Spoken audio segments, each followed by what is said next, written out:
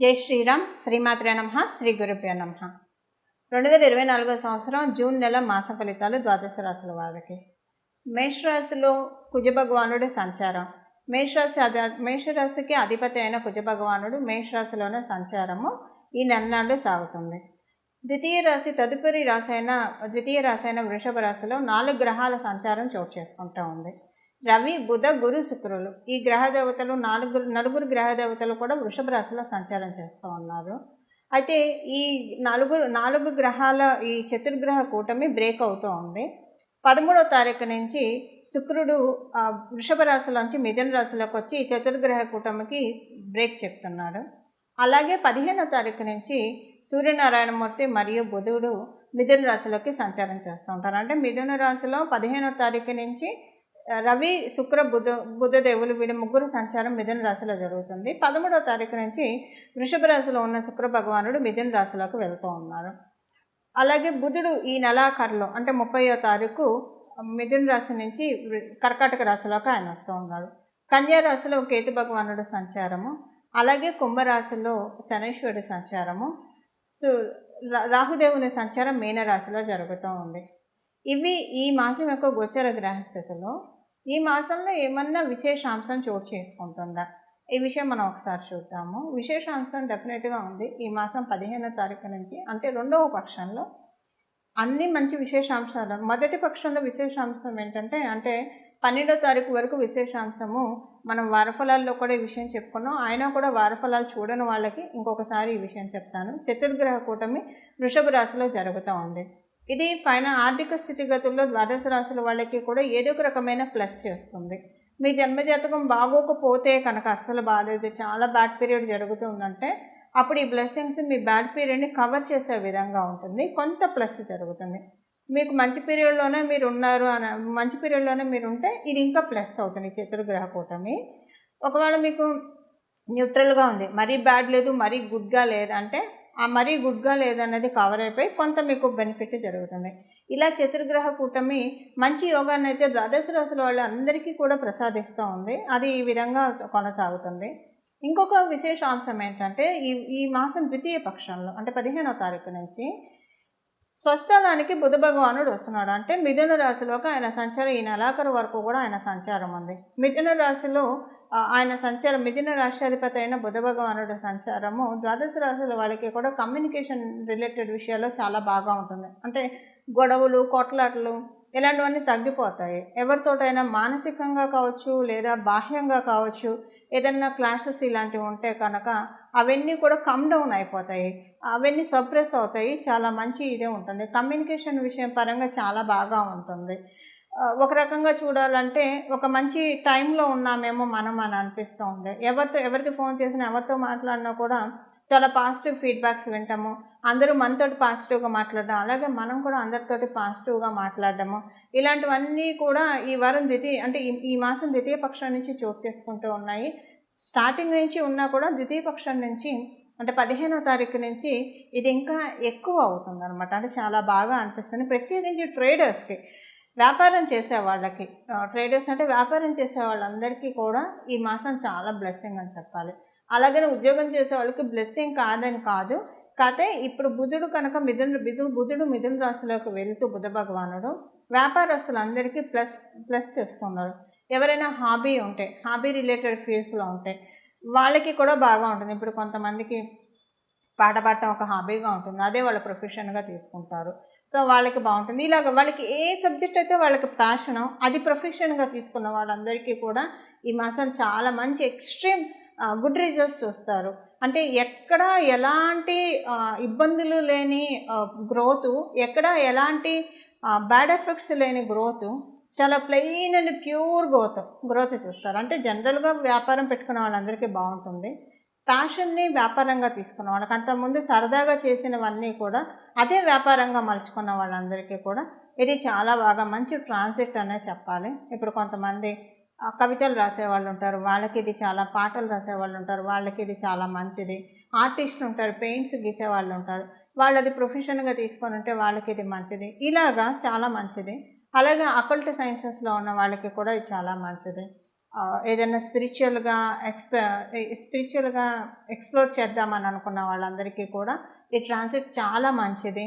చాలా బెనిఫిట్స్ని అంటే విశ్వం గురించి తెలుసుకునే ప్రయత్నంలో ఉన్న వాళ్ళందరికీ, ఓ రకంగా చెప్పాలంటే స్పిరిచువాలిటీలో ఉన్న వాళ్ళందరికీ కూడా ఇది అందరికంటే ప్లస్ అని చెప్పాలి. ఎందుకంటే బుధుడు మిథున రాశిలో ట్రాన్సిట్, బుధుడు అంటేనే ప్రకృతి తత్వం.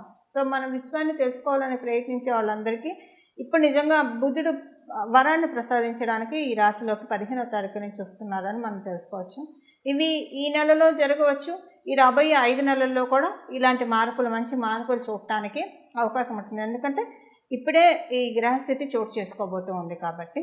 సో ఇక్కడి నుంచి ప్రారంభం అవుతుంది అంచెలంచెలుగా. మీకు 5 మంత్స్లో కావచ్చు. మీ జన్మజాతకం బాగా ఉంటే ఈ నెలలోనే మీరు చూసేస్తారు మార్పులు.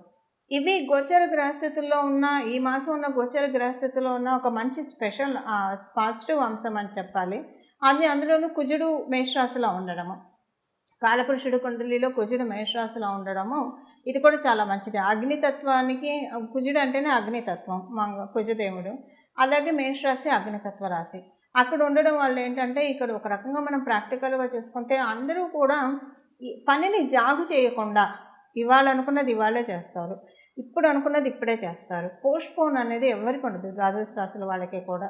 సో మన ఇప్పుడు సగం ఏంటి పోస్ట్పోన్ వల్ల కావచ్చు, లేకపోతే మనకు ఒంట్లో బాగాలేకపోవడం వల్ల కావచ్చు, లేదా అక్కడ మనకి సహకారంగా లేకపోవడం వల్ల కావచ్చు. వీటి వల్ల మనకి పనులు డిలే అవుతూ ఉంటాయి.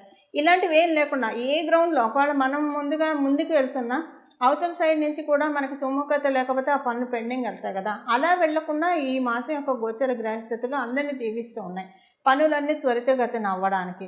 ఒకవేళ మీరేమన్నా పనులు పెండింగ్లో పెట్టుకొని ఉంటే కనుక ఆ పనులన్నీ కూడా మీకు తెలియకుండానే వేగవంతంగా చేస్తారు. ఇవి ఈ మాసం యొక్క గోచర గ్రహస్థితుల ఫలితాలు. ఇప్పుడు ద్వాదశ రాశుల వాళ్ళకి ఎలాంటి ఫలితాలు ఉంటాయి అన్న విషయాన్ని మనం చూద్దాం. మకర రాశిలో పుట్టిన వాళ్ళందరికీ కూడా ఈ మాసం రుణభారం తీరే సమయము.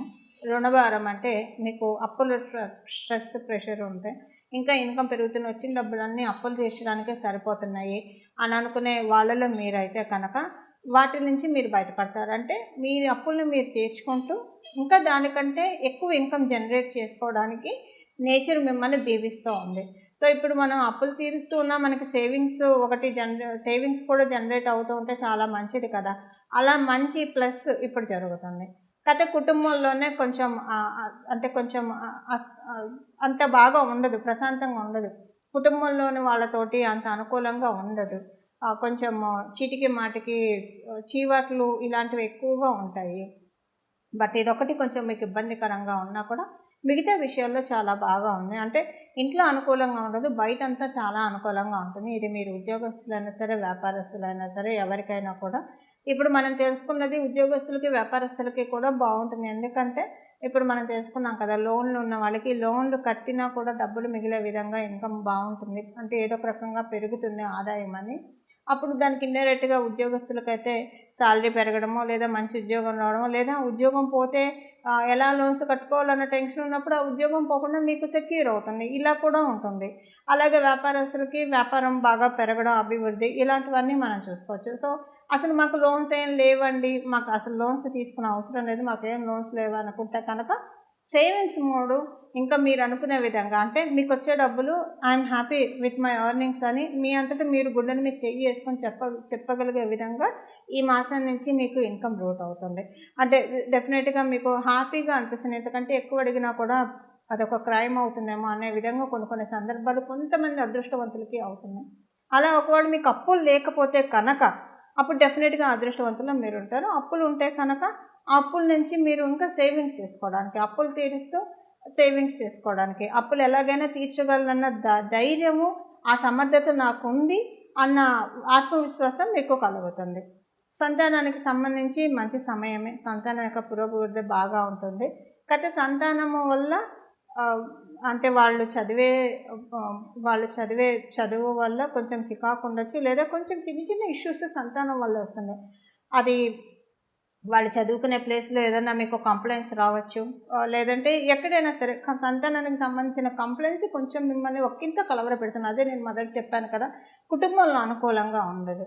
మీ కుటుంబంలోనే కొంచెం ఘర్షణలు ఎక్కువగా ఉంటాయి ఇంట్లోని వారితోటి. ఆ క్రమంలోనే సంతానం, ఒకవేళ సంతానం మీకు లేకపోతే కనుక అప్పుడు ఈ ఈ ఈ పాయింట్ మీరు ఇగ్నోర్ చేయండి. మీరు కనుక సంతానం కోసం ప్రయత్నించాలనుకుంటే ఈ మాసం ఒకటి ఆగి ప్రయత్నించండి. సంతానం ఉన్న వాళ్ళకి ఈ పాయింట్ వర్తిస్తుంది. ఇవి ఈ మాసం యొక్క గోచర గ్రహస్థితుల ఫలితాలు మకర రాశిలో పుట్టిన వాళ్ళందరికీ. పరిహారము. ఈ మాసంలో చేసుకోవాల్సిన పరిహారము. ఈ మాసంలో విష్ణుమూర్తి ఆరాధన చాలా బాగా చేస్తే చాలా మంచి సత్ఫలితాలు ఉంటాయి.